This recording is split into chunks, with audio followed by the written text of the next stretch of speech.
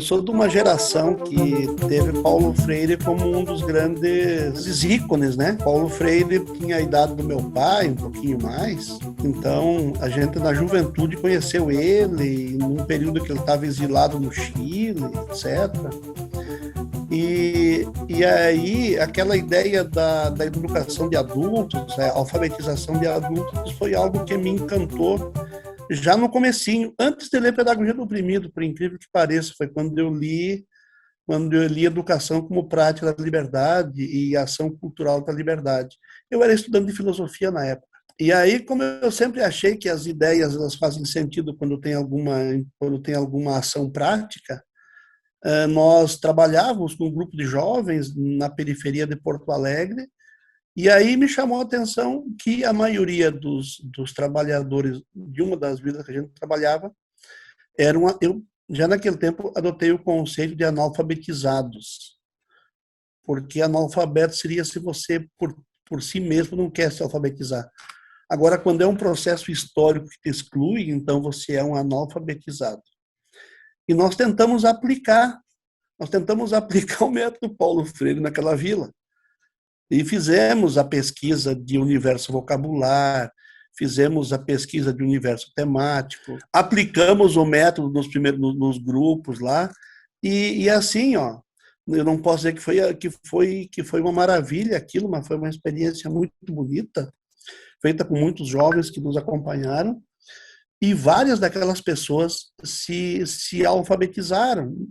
Pelo menos os rudimentos da língua eles aprenderam. No final dos anos 90, nós fizemos um levantamento nos acampamentos e assentamentos do Rio Grande do Sul e percebemos que um número muito grande do nosso povo ou era analfabetizado ou era analfabeto funcional.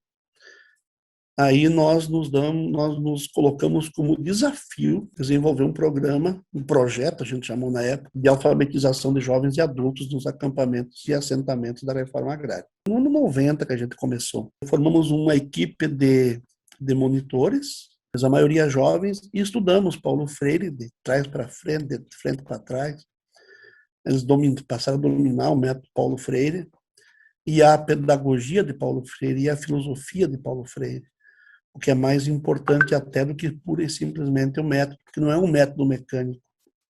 Ele é aplicado mecanicamente, ele talvez não surta os mesmos efeitos. Ele é um método interativo, sabe? Ele é um método politizador.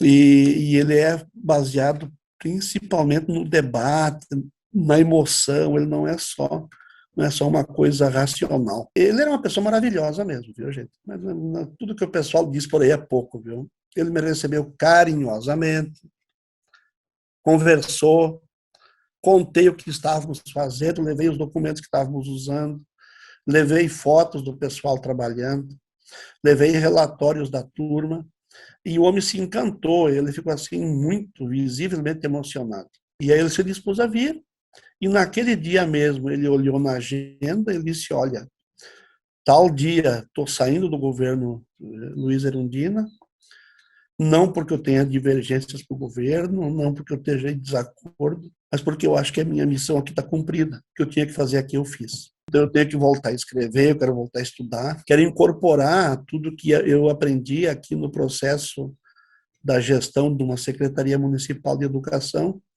nos meus novos escritos. E a primeira coisa que eu vou fazer depois que eu sair da secretaria é ir lá visitar vocês. Desabou a água a noite toda. E naquele tempo as estradas aqui eram horrorosas. Foram feitos muitos investimentos depois, e hoje, em qualquer tempo, as estradas são transitáveis. Mas naquele tempo, não. E isso foi em 1991. Aqui ainda pertencia a Bagé. Paulo Freire chegou na cidade de Ulha Negra, fomos para a casa paroquial, para ver vamos ou não vamos.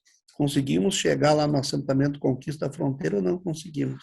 Explicamos para ele todos os problemas que poderiam acontecer, poderíamos bater, cair numa valeta, parar no meio da estrada, tudo que pudesse imaginar.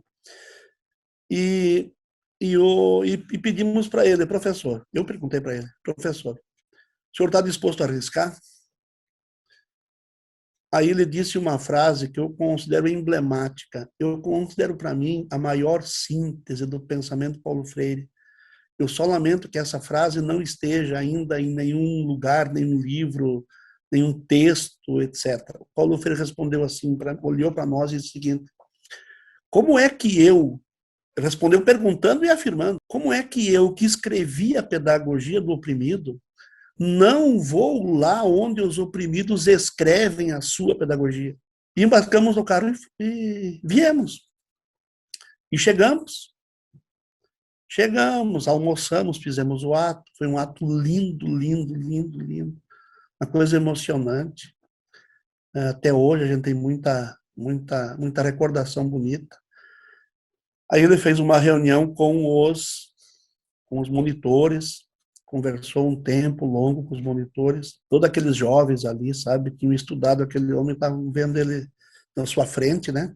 Foi feita uma pergunta para ele, que é o que eu queria comentar com vocês antes, né? Era um problema que nós tínhamos, era um drama que nós tínhamos. Eu tinha vivido em Porto Alegre, eu tinha vivido o mesmo drama lá no acampamento de Erval Seco, e estávamos vivendo de novo. A gente começava as turmas com 20, 30 pessoas, e depois que as pessoas aprendiam a escrever o nome, desaparecia 80%. As pessoas iam embora, a gente ficava assim, puta merda, desculpa a expressão.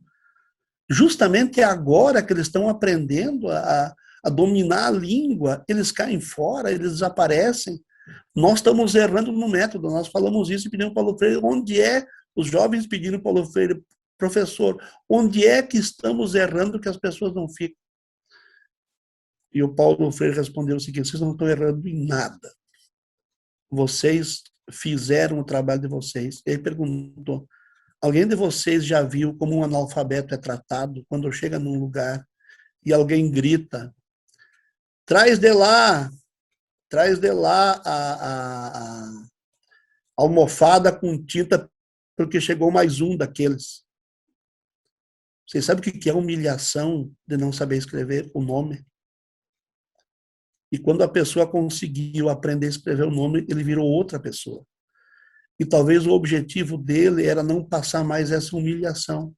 Talvez mais tarde ele vai descobrir que ele pode evoluir mais, pode aprender outras coisas. Então as pessoas um pouco mais idosas, depois que aprendiam a escrever o nome, sumiam. E nós ficávamos com grupos menores, continuava trabalhando. Isso deu uma serenidade para o grupo, deu uma tranquilidade para o grupo. E o grupo, então, continuou trabalhando, sabendo que, em muitos casos, a alfabetização de adultos era garantir um primeiro passo de cidadania, de não ser mais humilhado em espaço público, não ser mais humilhado para assinar um contrato. Ele me fez perguntas interessantíssimas sobre uma música que o pessoal cantou a Caneta e a Enxada. E a Caneta e a Enxada é uma música caipira, né, de Zilo e Salo, se não me engano, onde a caneta e a enxada disputam, brigam e não se entendem, né? E no fim termina a história que a enxada manda a caneta merda, né? E o Paulo Freire disse o seguinte: olha, é, você diz que escreve tudo, tem uma coisa, como é que ele disse? Vai-te caneta orgulhosa, vergonha da geração. Você diz que escreve tudo, mas tem uma coisa que não. É a palavra bonita que se chama educação. Então, ali é um conflito entre o conhecimento teórico, intelectual, e o trabalho, o conhecimento prático, o trabalho. O Paulo Freire diz para nós assim: não é bom que essa cultura se estabeleça. A caneta e a enxada têm que conversar entre elas, tem que dialogar, né? Depois nós criamos aquele símbolo, né? De um lado caneta, do outro lado enxada. Eu vejo Paulo Freire ainda tem muito discurso sobre Paulo Freire e poucas ações pedagógicas inspiradas de fato em Paulo Freire. Nossa educação continua muito conservadora, na minha modesta opinião. Infelizmente, muitas vezes, inclusive em escolas de assentamento. E, e não é porque a gente não conseguiu, só porque a gente não conseguiu formar pessoas. É que educar numa linha libertadora não deve ser uma coisa simples e fácil mesmo. Mas também tenho que dizer que tem muitas experiências muito boas. Aqui onde eu estou, no entorno onde eu estou, tem duas escolas que eu acho que são exemplares na aplicação do método da pedagogia de Paulo Freire. Duas são exemplares. E outras duas se esforçando muito, sabe? Das 6 escolas que tem aqui dentro dos assentamentos onde a gente mora, eu diria que 4 têm um esforço muito grande. Mas o Paulo Freire, eu acho que a visão de Paulo Freire é que a educação ela não se dá exclusivamente na escola. A educação é todo um contexto social. Uma rádio comunitária tem que ser educativa, uma pastoral tem que ser educativa, uma relação de técnicos e povo, de povo e técnicos, tem que ser uma relação educativa em relação à relação dos técnicos do campo com os camponeses. O Paulo Freire escreveu um livro específico sobre isso, Extensão ou Comunicação, talvez o livro que eu mais tenha estudado do Paulo Freire, porque ali está toda a sua teoria do conhecimento. Ele chama lá de gnoseologia, o correto seria chamar de epistemologia. Não sei por que ele usa essa expressão, porque é um dos poucos lugares que se usa essa expressão, mas a sociedade ainda não é uma sociedade dialogal, sabe? Não é uma sociedade que queira se libertar das suas próprias amarras. Então, Paulo Freire ainda é um grande desafio para todos nós. Paulo Freire foi um pensador que pensou o mundo a partir do mundo, sabe? E os últimos escritos dele já estava tratando de questões como ecologia, já estava tratando questões como a crise civilizatória aguda que nós estamos vivendo hoje. Eu, pessoalmente, acho que a pandemia nos coloca numa situação completamente diferente do que vivemos até hoje. Porque nós estamos vivendo uma confluência de crises e que explodiu numa crise sanitária. Por que o Paulo Freire passa a ser, de novo, tão importante? Porque nós não vamos sair dessa crise sem olhar para nós mesmos, sem dialogar muito, sem conversar muito, sem conhecer a nossa própria realidade. E o primeiro passo do processo de educação do Paulo Freire é: conheça a tua própria realidade. Evidente que muitas críticas que tem a ele são reais, né? Evidente que ele tem um certo idealismo que transparece em algumas partes das obras dele, mas nada que desmonte o cerne principal de uma pedagogia dos oprimidos, que através de uma pedagogia deles, eles se organizam para superar a opressão, para serem livres, serem gente, serem cidadãos, serem mulheres, serem índios, serem negros, serem operários, né? E construírem uma sociedade libertada e libertária. Quando Paulo Freire foi embora, indo de volta a Porto Alegre, ele me fez um depoimento que ele disse o seguinte: ele disse: eu passei por muito, em relação aos assentados, né, com quem ele conviveu. Ele disse assim: eu já passei por muitos lugares do mundo, eu já vi muita pobreza em todos os cantos do mundo. Falou de Índia, falou da África, falou da América Latina.